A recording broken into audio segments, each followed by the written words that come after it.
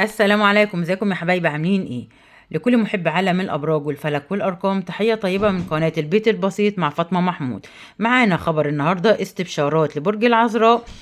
الفترة دي بتتصدم في ناس كتير وربنا بيظهر لك الحقائق بتاعتهم ما كنتش متوقعها، وناس كتير نزلت من نظرك في زعل جواك وبتحاول تضحك وما تظهرش ضيقتك، وصدقني ربنا هيهونها عليك وهتعدي على خير وعوض ورزق كبير من ربنا بيكون قريب منك. طرف تالت بيحاول يأذي علاقتك بالحبيب، ولكن هيفشل وتقوى علاقتك أكتر بحبيبك.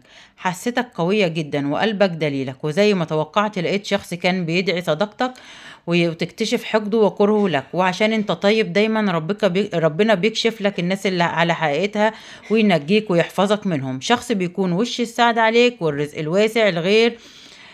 حاول تقرب من ربك الفترة دي لأنك في مرحلة صعبة من الحزن، وصدقني هتشعر براحة وطمأنينة. مفاجآت سعيدة وأسرار أول مرة تعرفها إن شاء الله بيكون حلو عليك ويبشر بالخير والفرح.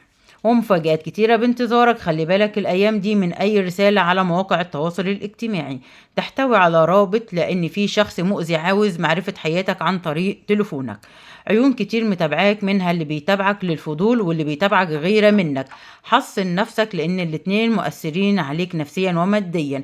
بتبتعد عن شخص مهم في حياتك وبتتجنب النقاش والعتاب معاه لأنه كرر نفس الأخطاء معاك أكتر من مرة، ورد فعلك قاسي المرة دي. قلبك بيحب حد لكن كل ظروف تمنعك من الارتباط بيه. وبكده يكون ده الخبر، والسلام عليكم ورحمة الله وبركاته.